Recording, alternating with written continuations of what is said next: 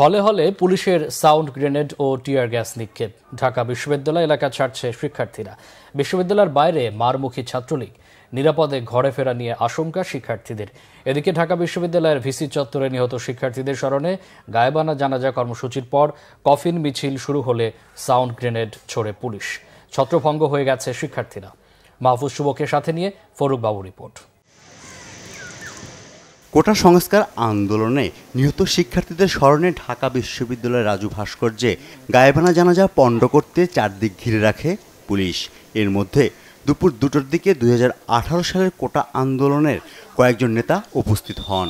তারা পুলিশের অবস্থান নিয়ে প্রশ্ন তোলেন। এইটা তো কোনো স্বাধীন দেশের কথা হতে পারে না।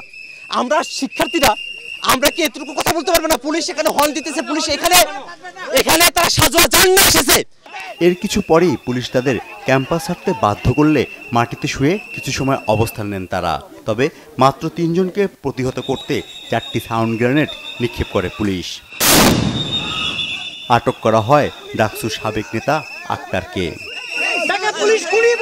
পুলিশের ছোড়া সাউন্ড গ্রেনেডে আহত হন কয়েকজন সাংবাদিক।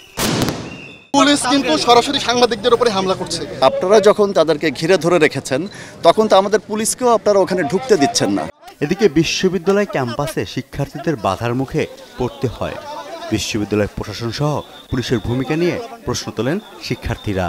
7 ভাই বোন আজকে সারা দেশে মৃত্যুবরণ করছে, জীবন নিয়ে নিছে। কোথায় ছিল তখন আইন শৃঙ্খলা বাহিনী? আমাদের ভিসি স্যার উনি একটা কমেন্ট পর্যন্ত করেনি। আমাদের শিক্ষার্থীদের উপর এরকম আক্রমণ করা হয়েছে, আর এখন তিনি হঠাৎ করে এসে সিদ্ধান্ত দিলেন যে হল ত্যাগ করতে হবে। এটা কি মানার মতো? এতগুলো সামরিক যান, এতগুলো সাঁজোয়া যান, সাউন্ড গ্রেনেড ফাটানো হচ্ছে, আমাদের এখানে টিয়ার শেল ফাটানো হচ্ছে। কোনোভাবেই এটা কাম্য না, এটা কোনোভাবেই কাম্য হতে পারে না। আমাদের মায়ানমার সীমান্ত অনিরাপদ, আমাদের ভারত সীমান্ত অনিরাপদ। ওখানে সীমান্ত অরক্ষিত রেখে ঢাকা শহর, ঢাকা বিশ্ববিদ্যালয়ে বিজেপির কোনো কাজ থাকতে পারে না। এদিকে হলে থাকার দাবিতে ভিসির বাসভবনের সামনে জড়ো হতে থাকে শিক্ষার্থীরা। পূর্ব ঘোষণা অনুযায়ী রাজু ভাস্কর্যে গায়েবানা জানাজা করতে না পারায় পরে ভিসি চত্বরেই গায়েবানা জানাজা পড়ে আন্দোলনকারীরা। কফিন ধরে শপথ নেন তারা।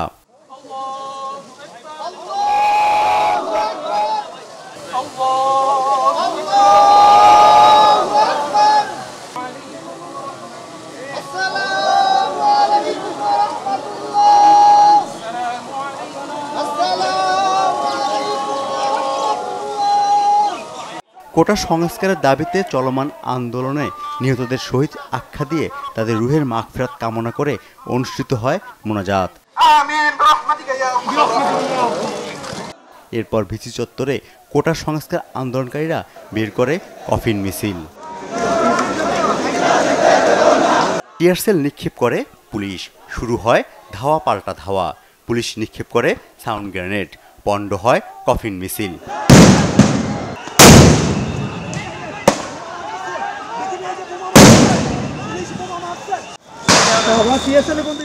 এরপর শুরু হয় হল থেকে ছাত্রদের বের করার জন্য পুলিশের সাউন্ড গ্রেনেড নিক্ষেপ। হলপাড়ায় পুলিশের সাথে ছাত্রদের চলে ধাওয়া পাল্টা ধাওয়া। আমরা কি এই দেশের শত্রু?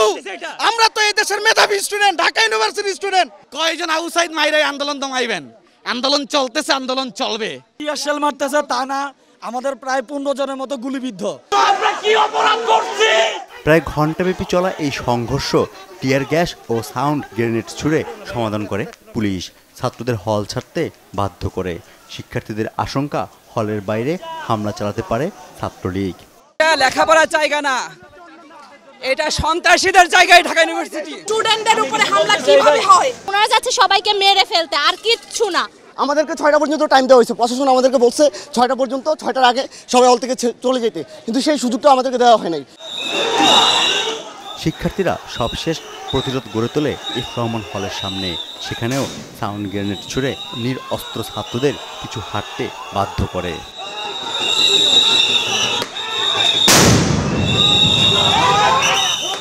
নীলক্ষেত মোড়ে অবস্থান নেয় ছাত্রলীগ।